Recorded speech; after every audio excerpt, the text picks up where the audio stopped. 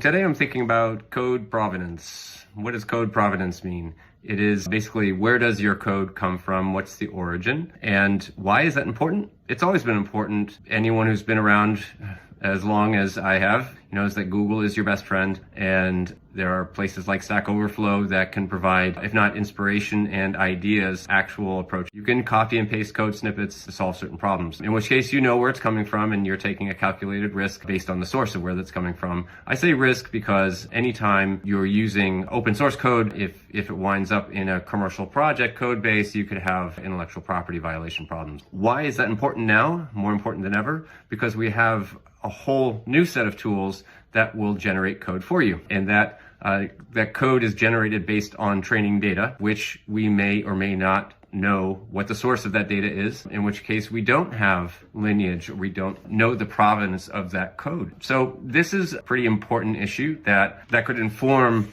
what tools we choose and how we use them. A few ways in which these different tools may differentiate, whether we're talking about a plugin like Copilot or an actual IDE like Cursor or Tab9, is, does the tool have the option to train on your own code base? So you know the source all the time. Obviously there's limits there because you're limited to a smaller solution set, data set. If it's possibly trained on public repositories, then what guardrails are we putting in place so that after the fact, we don't discover there's a problem.